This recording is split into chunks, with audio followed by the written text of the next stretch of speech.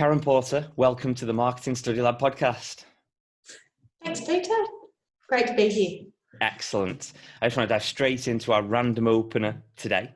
And your random opener, which will become apparent later on why it's a random opener, so it's not really random, but there we go, is what is your most memorable selfless act? I don't know if this actually counts as a selfless act, but I guess my most memorable is actually going to jail overnight for a cause. Wow, okay. Wasn't expecting that. Back in 2015, I came across, it's actually a campaign, I don't know if you've heard, it's a similar to concept to the CEO Sleep Out. Okay, yeah. But it's called Bailout. So there's an organisation in Australia called White Lion who support at-risk youth to help them get a job, get off the streets, stay out of jail. And so Bailout, you stay overnight in a juvenile detention centre, which is actually, it is a real one, but it's now decommissioned. So it's a training facility. But it's certainly something definitely memorable. Yeah. And that kind of led to us, so I did it 3 times and it led to us partnering with them. So they're our charity partner. Brilliant. So yeah, we donate 1% of our revenue to them and 5% of our billable hours. So I guess that one selfless act has grown into something bigger. Fantastic. Before we dive into your actual story, did that change your perspective of jail and what it feels like and all that kind of stuff? 100%, because when you do the experience, it's so amazing how quickly you get institutionalized. Wow. Because I mean, the guys there, they're actors, but within 5 minutes of all the giggling and thinking, oh no, this is a bit of fun, you go, actually, are they real? And we actually, so last year, we actually had Raphael Rowe came and presented, but one of our Olympic swimmers took part, and he said exactly the same at the end, how he felt quite bad very quickly that he'd been so flippant about it in the beginning, because you really do get a very good understanding of what it's actually like for them. So wow. Yeah. Brilliant, really, really interesting. I think I'd be too scared. Like I said, I don't think the giggling will last too long with me, to be fair. So fair play for doing that. Okay, so what's your story? What brings you to this stage in your career, and what are you up to right now? So I actually have a legal background, which is not where you'd normally start for communications. But I decided that wasn't really for me, but my career in comms started with a legal information broker, so I did marketing and PR for them. I left there to have a family, started copywriting, and then when I have 3 sons, when my youngest went to school, I was ready to start back in the PR world. But when I started my business, I really wanted to make it actually count for something. And I've always been interested in community and making sure one of the things, in my personal opinion, that capitalism has done is essentially destroyed community, because it really pushes, you've got to be at work till 7 o'clock if you're going to achieve anything, blah, blah, blah. And there's a real disconnect between home and work. Mm-hmm. So when I started nearly 8 years ago, my goal was to help change corporate culture and work with companies that actually valued their workers as people and that they had a home life as well as work. Mm-hmm. So that led to all sorts of discoveries, not least the discovery of B Corporation. So in 2018, we were certified as a B Corporation, which I'll probably have to explain. Absolutely, yeah, sure. I mean, to be fair, I had to look it up as well before we chatted. So yeah, if you could explain to the listeners what B Corporation is, that'd be fantastic. Yeah. So in a nutshell, B certified B corporations are businesses that meet the highest standards of verified social and environmental performance, public transparency, and legal accountability to balance profit and purpose. So it covers, they have 5 pillars, so governance, people, environment, customers, and community. And basically it's about business being a force for good. And because of the way they run the certification, it's not all about sustainability. So if you're, like for example, we're a consultancy, we're a service-based business, so we don't have products, so we don't really have a huge impact on the environment. But because of the way that they've structured the certification, it means that any organisation in any industry can basically be certified, and it rewards organisations that essentially that walk the talk. So you know, that you're demonstrating that you actually do actions based on what you believe in. So so yeah, we certified in October 2018, and we will need to recertify in October next year. So, and the idea is that there's continuous improvement. So yeah, so we're a small consultancy, but we're heavily involved in the B Corp community in Sydney. So I'm on the B Local Sydney leadership team, managing their events when we're allowed to have them again. Yeah, absolutely. Yeah, I think we've all seen in the news lately how, I mean, whether it's true or not, I don't know enough about all the environmental impacts and all that kind of stuff to make judgment. So I'm not going to, you know, at all. But it's interesting to see some reports of, you know, cleaner air and all that kind of stuff, and it makes sense because there's less planes and less traffic, etc., etc. And it's almost a given that would kind of happen if less people are traveling, basically.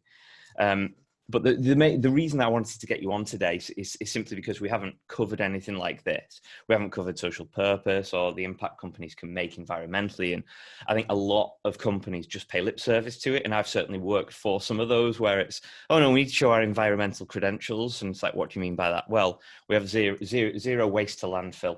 And what does that mean? Well, someone else picks it up and then we don't know what happens to it. You know, it's kind of that kind of thing, right? That isn't really zero waste to landfill. That's, yeah. Anyway, so what I want to focus on today is some actionable tips around social impact and purpose. So the first question or the first topic I'd like to cover is, how do you develop social purpose? So I'm talking corporate social responsibility and it actually meaning something. Yeah, so I think first and foremost, what's really important is that an organisation is going to approach this from a genuine position of wanting to contribute positively, and not just thinking that this is a way of contributing to your bottom line, because obviously it's, I mean, it's obvious there's a big shift in the corporate environment, and I mean the Edelman Trust barometer shows that consumers want to buy from brands that are doing good in the world. So because of that, there's a temptation, I think, to go, oh yeah, we just need to say we support XYZ cause, but you really need to make sure that you're starting from a values proposition. So you really need to look at what your organisation's values are. What are you here to do? You know, why do you exist? Because I think a lot of organisations think they go down that sustainability route, and it's not necessarily, I mean, it isn't the only cause in the world. But generally speaking, it's an easy cause because it's very in your face and obviously it affects every single one of us. But the thing is, your organisation may not align in what it does to sustainability goals, if you like, or environmental goals. So I think, you know, if you want to develop a social purpose, it needs to be something that's important to you. And then it drives where you're going to have some positive social impact. So for example, for us, when I came across White Lion, it was something that immediately resonated with me. You know, it's all about, I'm very much about community, and it's all about helping young people become good community members of the future. And it's about helping them to be part of the community. Mm-hmm. So, you know, it's a little bit like one of the issues sometimes companies will say, oh, you know what, we'll go and paint fences for a charity or whatever. And they think that that's actually contributing. The problem is the charity goes, yeah, that's great, but we'd actually prefer professional painters to do it, because it's going to look great if they do it, but it's not going to look great if a bunch of accountants do it. So it really needs to be something that aligns fully to your values, and ideally aligns also to what you do. Mm-hmm. So, for example, an accountancy practice or a bookkeeping practice who may have an interest in domestic violence, for example, can actually contribute by helping women who are escaping domestic violence create a financial plan, you know, that will help them build their lives. So that's really the best starting position of, if you're going to think about how you can have a positive social impact, don't necessarily think, oh yeah, I've got to be good for the environment. You know, really think what actually matters to you. Yeah, I think that's a valid point, simply because a lot of companies I've worked for or gone into and seen, it's all about the recycling element. It's all about the saving paper and all that kind of stuff, which is almost a given nowadays. To be fair, you know, if you're not doing that, it feels a bit weird. I remember a time when we only had one bin outside our house, and everything went in it. And now we've got 2 or 3, and it's to the stage where it's like, oh no, we don't put that in that bin. No, it goes in that bin. You know, whereas previously it was like, just chuck it in. It's not our problem.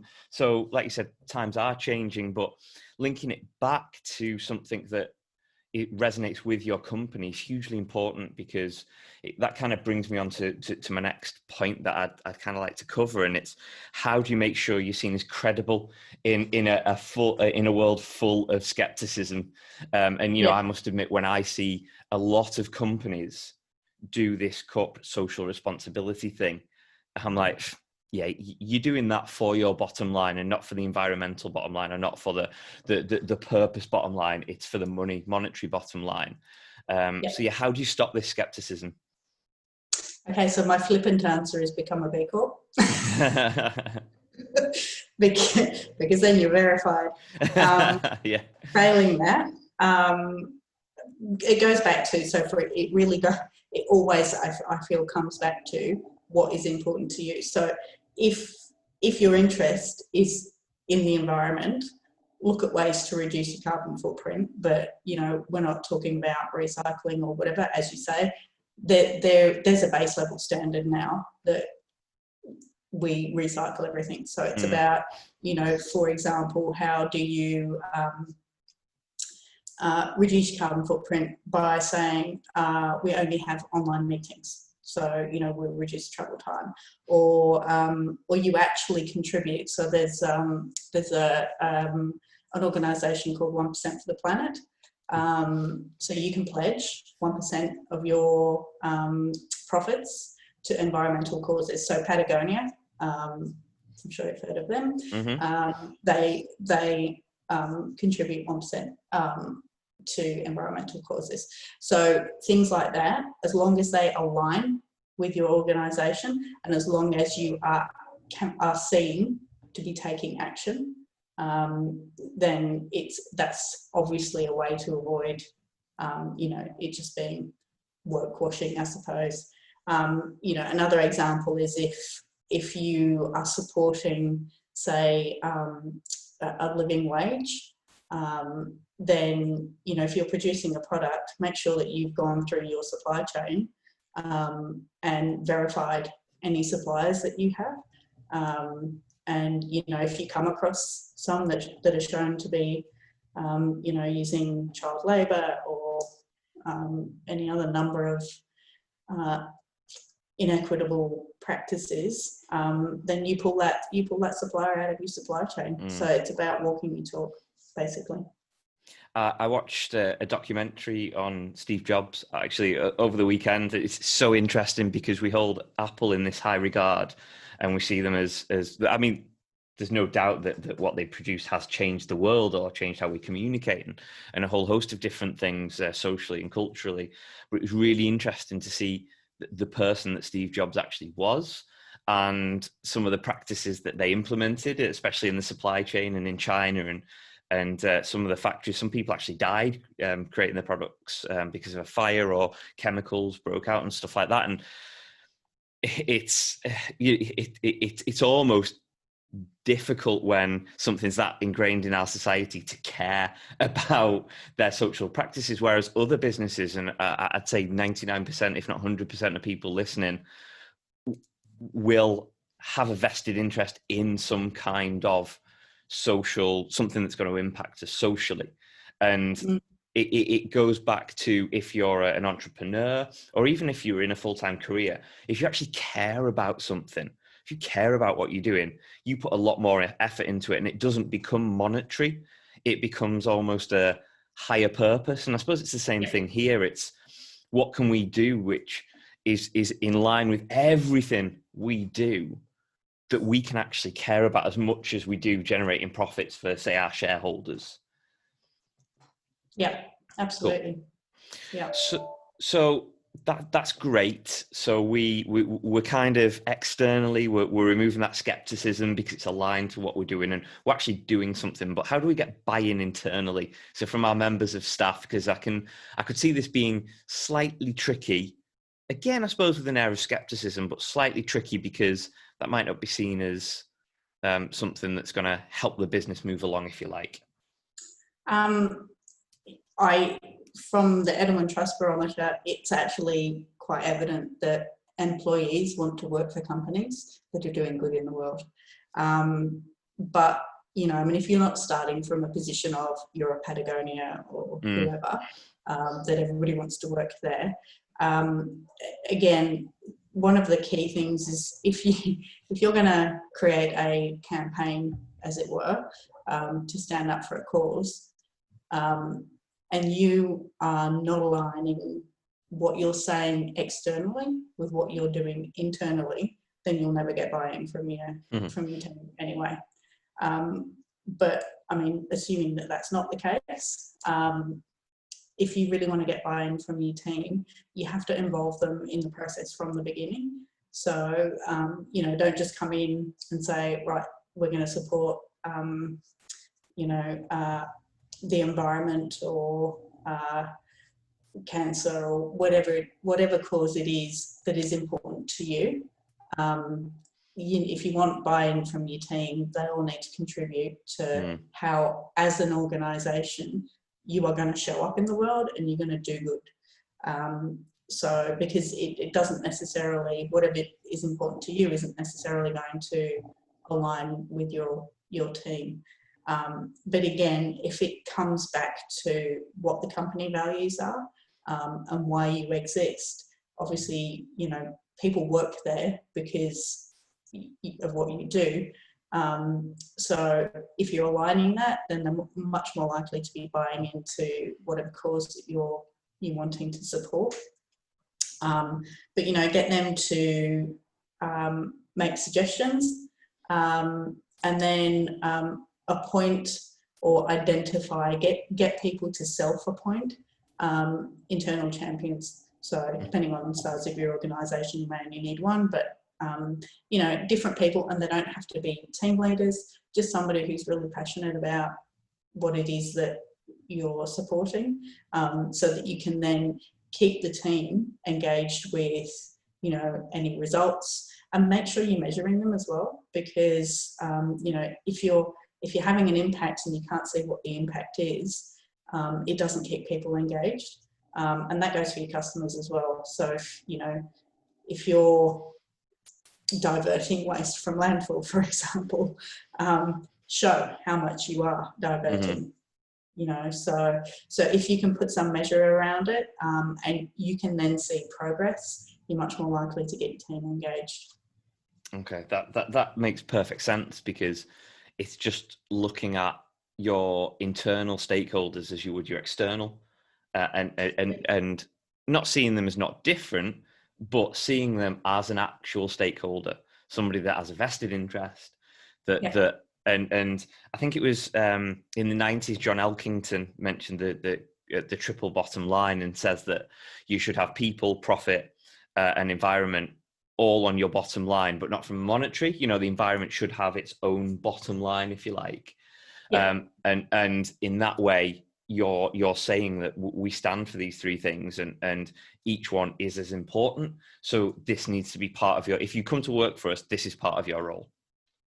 And that should be part of it. Excellent. Cool.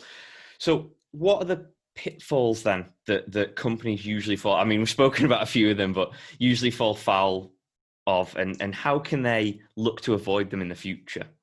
Well, I mean, obviously tokenism is the biggest and it really does come down to jumping on that bandwagon. Just I mean, as we've seen recently, brands putting up black squares, and consumers can see right through it. So it's far more damaging to your brand, especially in an environment where people seem to be more and more actually caring whether you do care about a particular cause.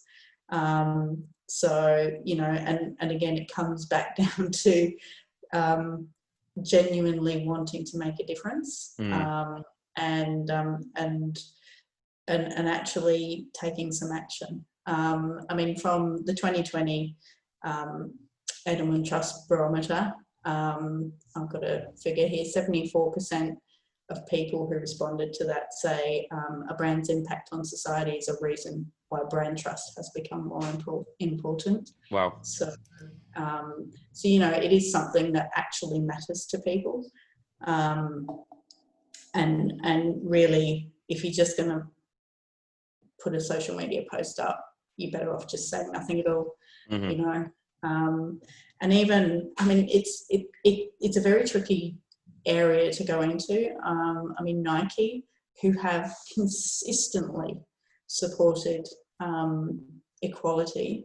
There was an article recently by Mark Ritson, who called out even Nike, who at a board level don't have any people of colour on their board. But I mean, I have a theory about that. I mean, the board level is a little bit like women on boards.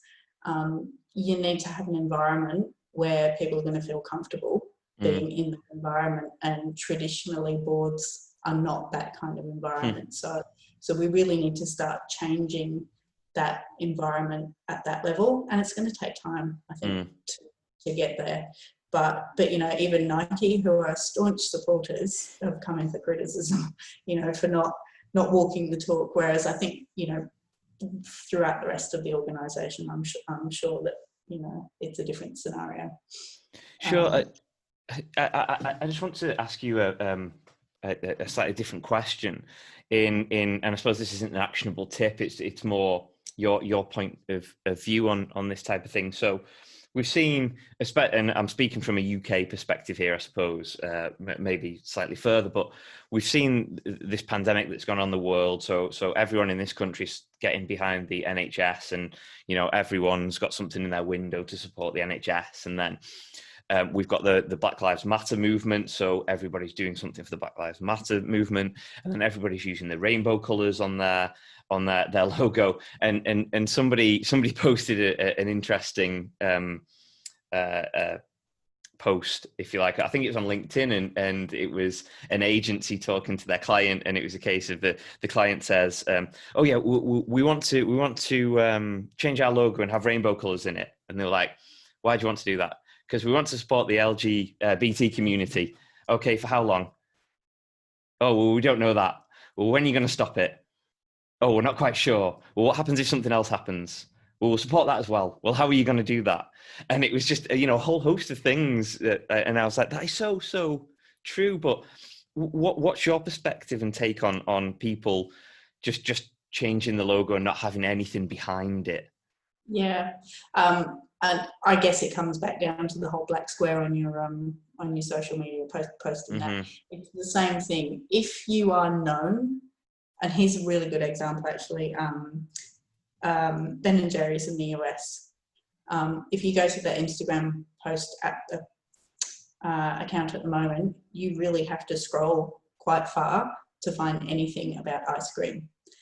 But Ben and Jerry's in the US are hugely behind Black Lives Matter and supporting equality. So from their point of view, it's completely genuine, and they haven't lost customers from it. In fact, they've gained. And it is because that is what they believe in. And they believe in the environment as well, but it's not what they are activist about. Whereas Patagonia are activists about the environment. And so whilst they will be a supporter of Black Lives Matter, I doubt very much if you go to their channels, it's going to be, all right, we're going to change our logo to be black. So for example, when the corporations in the US got a tax break, they actually took the 100% of that tax break and donated it to environmental causes. Cool. So it's all about, sure, you might support the cause. So if you do, put a post up about supporting the cause, but don't change your logo. I completely agree with you there. But it is that fine line, isn't it? But it's almost that mentality, and going back to the pitfalls and going back to everything we've spoken about. It's a case of stay in line with what your company is known for, and can resonate with, because it won't hold true. It just won't, and there certainly won't be any consistency there at all. No, exactly. Which can infuriate your customers, let alone any other stakeholders, so which you don't want to do. Well, that's right. And, if people come to you, as a consumer, if they know that you support a particular cause that they do. And then, and the thing is, you might be an environmentalist and somebody might be, a great supporter of climate action, but may also not agree with other causes, that may be seen as controversial. So if you then come out and talk about that, not that you shouldn't, but you are going to alienate people. So, it's best to be upfront about who you are. And, at the end of the day, if you do alienate people, it isn't necessarily a bad thing. It's you're building people a following, whether it's internally or externally, of people who believe what you believe. Yeah. So, but I think, don't water it down by following and supporting every single cause that there is. Yeah, completely agree with you there. Okay, Karen, are you ready for some quick fire questions? Sure. Excellent. Right. What is that source of information you cannot live without? That's going to be the B Corp handbook. I love it. True to brand as ever. What was the last thing you remember Googling? Oh gosh, I probably do so many. It's probably something to do with, I don't know, teenage boys. I've got 3 teenage boys and my youngest has just bought a car, so it's probably something to do with that. Excellent, brilliant, nice insight into your life there at the moment. If you could tell your 10-year-old self one thing, what would it be? There are lots of different paths to get to where you want to be. Love it. So, yeah. Like that. What's the most important thing to know about marketing right now? Being genuine, having a conversation, and don't broadcast to everybody. Excellent. And final, most important question: if people want to find out more about yourself, what you do, about B Corp, or all that kind of stuff, where should they go? You can go to our website, which is undergroundcomms, COMM for Mary, S for Sam, .com.au. Fantastic. Karen Paul, thank you so much for joining me today. Absolute pleasure. Thank you so much. That was great fun.